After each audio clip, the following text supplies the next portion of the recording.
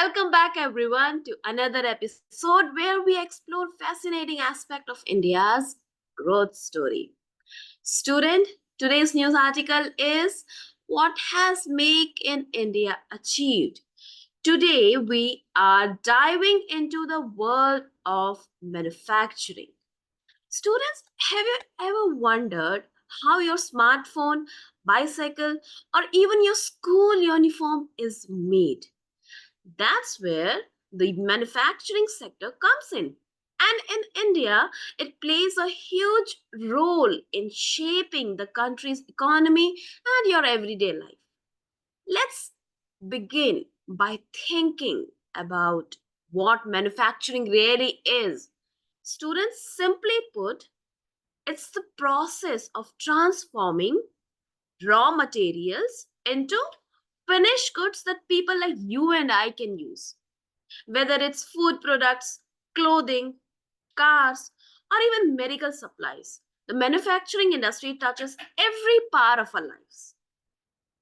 Students, now let's talk about India. Did you know that India is the fifth largest economy in the world? And a lot of that success is, uh, it's because of the growing manufacturing sector. But it wasn't always like this. India's manufacturing sector, and if we talk about India's manufacturing journey, in fact, it started after its independence in the year 1947. Initially, we were more focused on agriculture, but with time, industries like textiles, steel, automobiles, and electronics began to grow. And in the year 2014, yes, 2014, a campaign called Make in India. Make in India was launched. And this was a huge step toward making India a global manufacturing hub.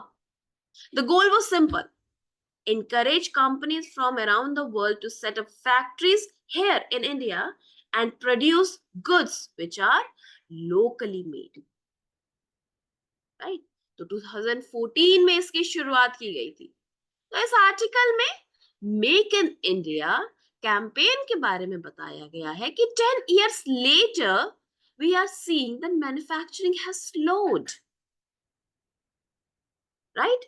But when we talk about the Make in India, uh, India, our government hope to create more jobs, to boost innovation, and we also had hopes of reducing our dependency on imports.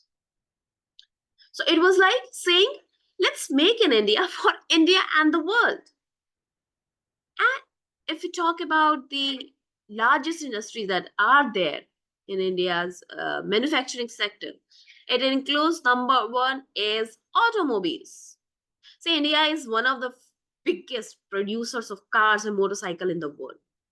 And companies like Tata, Maruti, Suzuki, and Mahindra are household names, right? And another big industry is textile.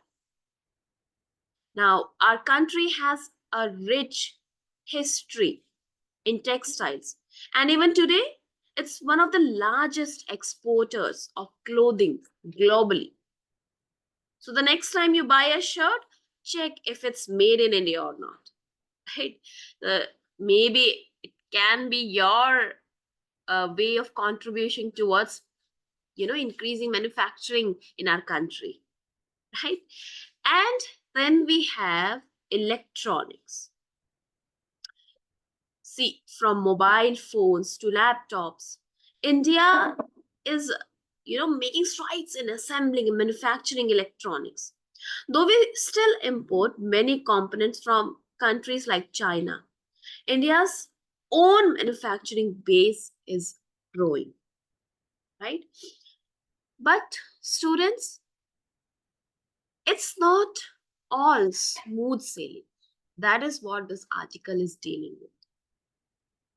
India is still facing several challenges in becoming a global leader in manufacturing. Right? For example, infrastructure like roads and power supply still need improvement in many regions. And another issue is the dependence on importing parts. Importing, what do you mean by importing? That we are buying stuff from other countries. So, and India is importing a lot of these electronic components from country like China. That is why India is having trade deficit, especially with China, which is quite concerning. Trade deficit, meaning that we are buying more from China rather than selling it to them. तो अब उससे हो क्या रहा है? अगर India, आपको पता है कि इंडिया में इलेक्ट्रिक व्हीकल्स को कितना ज्यादा प्रमोट किया जा रहा है, इवन इलेक्ट्रॉनिक कंपोनेंट्स को, सोलार, अगर हम सोलार एनर्जी के लिए बात करते हैं तो सोलार पैनल्स के लिए बैटरीज वगैरह चाहिए होती है, लिथियम आयन बैटरीज चाहिए होती है, लिथियम वेफर्स चाहिए होते हैं, उसके लिए we are highly dependent on China. अब अगर हमें एक ग्लोबल लीडर बनना है and if we are still dependent on China, then that is quite concerning. क्योंकि चाइना के साथ आपको पता है कि हमारे रिलेशंस कैसे हैं. अगर हम ज्यादा डिपेंडेंट होंगे और प्लस टेरिटोरियल डिस्प्यूट भी चलता रहेगा तो it is not good for India, right? And आप ये भी सोचो कि अगर किसी कंट्री को ग्लोबल लीडर बनना है, मैन्युफैक्चरिंग हब बनना है, but at the same time अगर वो रॉ मटेरियल के लिए किसी और कंट्री पे डिपेंडेंट रहेगी, then it won't be good, right? And another thing which this article uh, is telling is that recently a different phenomena is also happening. Experts are noticing that India seems to be slowly deindustrializing. But what does that mean? Well, deindustrialization refers to the reduction in the industrial activity of a nation. It's like when a town known for its factories suddenly sees them closing down. And it will leave people without jobs and fewer goods being made. And this has been happening in parts of India recently. You might wonder, why is this happening? Why is a country as large and capable as India slowing down manufacturing? Well, there are a few reasons which I've already listed out. But one major factor is, again, the rise of cheaper goods from other countries, particularly China. See, Indian factories can sometimes, find it hard to compete because making products here can be more expensive. The same item which we are getting from China, which is flooding our market, and if we are manufacturing in our country, so the manufacturing cost is high rather than if we are just buying it. So this is actually leading to more imports and less demand for made in India goods, right? Why we are buying more Chinese products? Because there's no alternative available. And there's also a shift towards things like IT, software, and finance, which has grown faster than manufacturing in recent years. Okay, when we talk about the India's economic policy, in 1991 we had change in our economic policy. Earlier we used to focus more on agriculture, then we entirely shifted to service sector. So India faced that gap, and that gap in growth, because it has to be the gradual process which happened in China. Okay, first they started with agriculture, then shifted to manufacturing, and then to service sector, right? So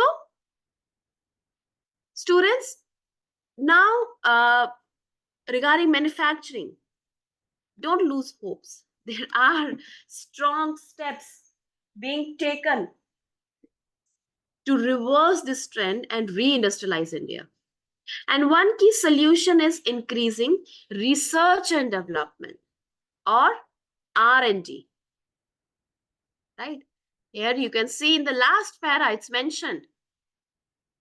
Yes, that they must be supported by domestic R&D to promote adaptive research and the indigenization of imported technology. All right. So this is like investing in new ideas, advanced technology, and better ways of making things. See, if India spends more on R&D, it can create smarter factories that use cutting edge technologies like artificial intelligence, robotics, and automation, right? So the article is saying that we need to invest more on research and development. Then only we can reverse the deindustrialization. All right. Another powerful initiative which I want to talk about is production linked incentive, or PLI scheme. Now, what is that? Simply put, the government is offering rewards to make companies that make more products in India. And these incentives, students, it can encourage companies to set up factories and to increase their production.